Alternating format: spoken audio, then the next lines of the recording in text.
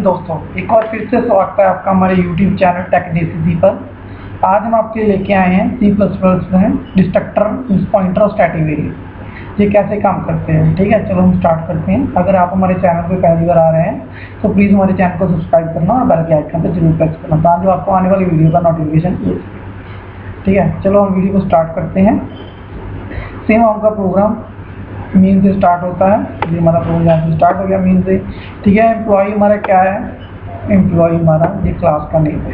ठीक है, ये हमारा एम्प्लॉय क्लास का हमने क्या किया, E1 एक ऑब्जेक्ट बनाया और एम्प्लॉय E2 का E2 ऑब्जेक्ट है। इसमें हमने क्या लिखा हुआ, ये कंस्ट्रक्टर लिखा हुआ है। कंस्ट्रक्टर क्या होता है, हमने लास्ट वीडियो में देखा था कि कंस्ट्रक्टर का जब क्लास का नेम और फंक्शन का नाम सेम हो उसको कंस्ट्रक्टर बोलते हैं। ये क्लास का सबसे पहला फंक्शन होता है, ये ऑटोमेटिकली कॉल होता है, इसको कॉल नहीं कराना पड़ता। लाइक एज फंक्शन की तरह हम इसको कॉल नहीं कराते, ये ऑटोमेटिकली कॉल होता है। ठीक है, इसी तरह से डिस्ट्रक्टर होता है। डिस्ट्रक्टर भी क्या हो, पहले तो एक कंस्ट्रक्टर का मेन काम क्या होता है, मेन कंस्ट्रक्टर का काम होता है कि ऑब्जेक्ट को मेमोरी देना। ठीक है, कंस्ट्रक्टर का मेन काम क्या है कि ऑब्जेक्ट को मेमोरी देना। इसी तरह डिस्ट्रक्टर का काम क्या होता है, डिस्ट्रक्टर का काम ये होता है कि जो ऑब्जेक्ट को मेमोरी दी है उससे मेमोरी वापस लेनी। वो किसकी वजह से ले होती है, डिस्ट्रक्टर की वजह से। डिस्ट्रक्टर क्या होता है, वो भी एक फंक्शन होता है। फंक्शन जो क्लास का नेम और फंक्शन नेम सेम होता है, वो लास्ट में होता है। उसका एक और सिंबल होता है जिससे वो आइडेंटिफाई होता है। इसको हम टाइल साइन बोलते हैं। इसमें टाइल साइन डाला होता है। सबसे पहले वो फंक्शन से पहले जो टाइल साइन यूज किया होता है। ठीक है, वो सबसे लास्ट होता है। ये वाला डिस्ट्रक्टर, इसको कॉल नहीं करना पड़ता, जो ऑटोमेटिकली कॉल होता है। इसकी कोई रिटर्न टाइप नहीं होती। तो इसका मेन काम क्या होता है, जो ऑब्जेक्ट को कंस्ट्रक्टर ने मेमोरी दी है उससे मेमोरी वापस लेनी। ठीक है, ये इसको हम इस प्रोग्राम को रन करके देखते हैं। हमने इस प्रोग्राम को रन किया।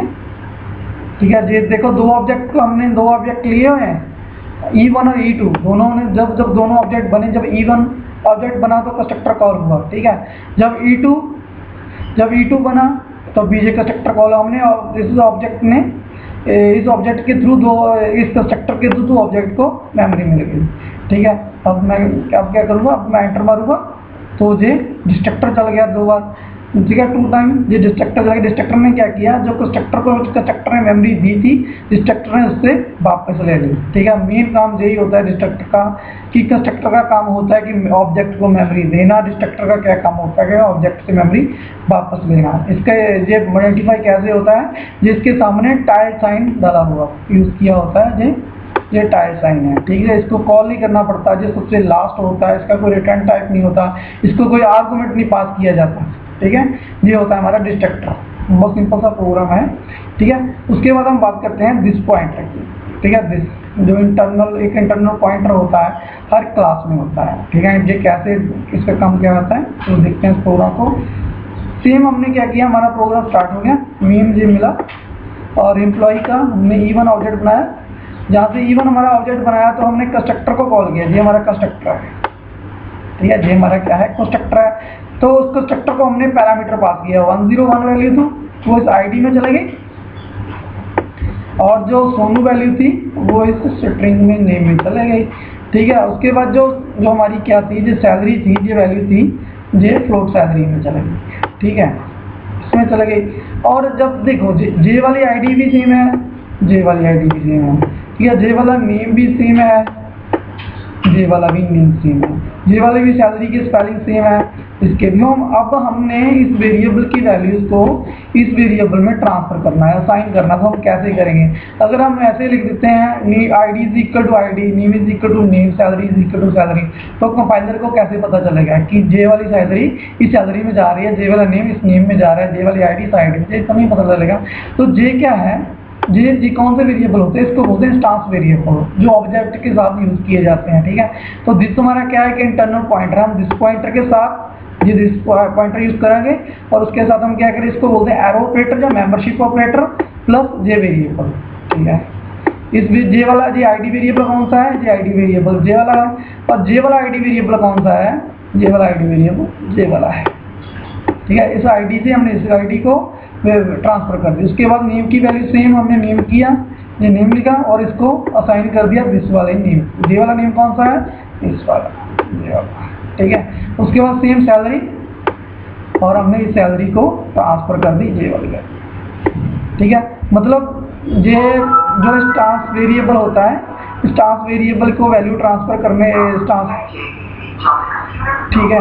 तो इंस्टांस हमने जो अगर दो सेम वेरिएबल में इंस्टांस वेरिएबल लोकल वेरिएबल में डिफरेंस पता करना है, डिफरेंस करना हो तो हमें जिस वेरिएबल को के साथ दिस और पॉइंटर यूज करते हैं, ठीक है। मेरे हिसाब से आपको समझ लग गया होगा कि दिस ये वाला वेरिएबल एक लोकल वेरिएबल, जब इसकी वैल्यू इंस्टांस वेरिएबल को ट्रांसफर की जाएगी तो हम दिस यूज करेंगे। अगर दोनों वेरिएबल डिफरेंट हो, सपोज करो ये आईडी है, ये सीरियल नंबर लिखा हुआ, तो फिर हमें नहीं दिस पॉइंटर नहीं यूज करना पड़ेगा, क्योंकि दोनों वेरिएबल डिफरेंट, अगर दोनों वेरिएबल सेम है तब हम क्या यूज करेंगे, दिस पॉइंटर यूज करेंगे, ठीक है। बस ठीक है, बस पहले हमने E1 की वैल्यू ट्रांसफर कर दी, फिर हमने E2 की वैल्यू ट्रांसफर कर दी, ठीक है, सेम। ठीक है, उसके बाद E1 डॉट डिस्प्ले, जो E1 की डिस्प्ले वैल्यू हो जाएगी जो हमने ट्रांसफर की थी 101 सोनू ये वाली, और इसी तरह E2 डिस्प्ले, जो E2 की वैल्यू ट्रांसफर की ये वाली प्रिंट हो जाएगी।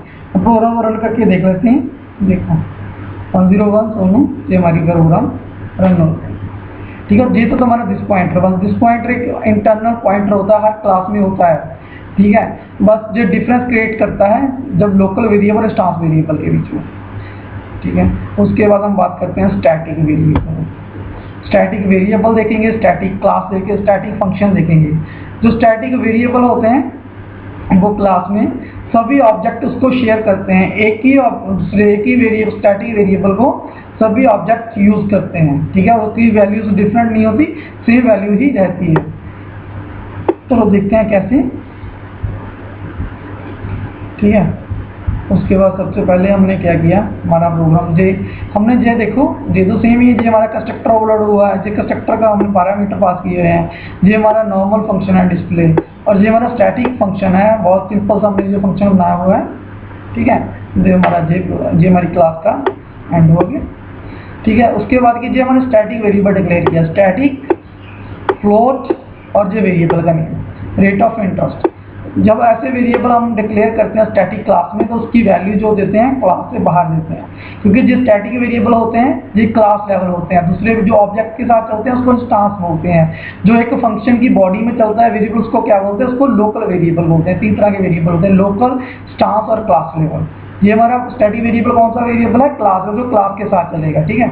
ये हमारा हमने क्या लिख दें, ये हमारा हमने लिख दिया अपना डाटा टाइप फ्लोट, उसके बाद क्लास का नाम, उसके बाद हमने लिख दिया स्कोप रेजोल्यूशन ऑपरेटिंग, उसके बाद फंक्शन वेरिएबल का नेम जो स्टैटिक हमने बनाया है और उसको वैल्यू ट्रांसफर की 6.5, ठीक है।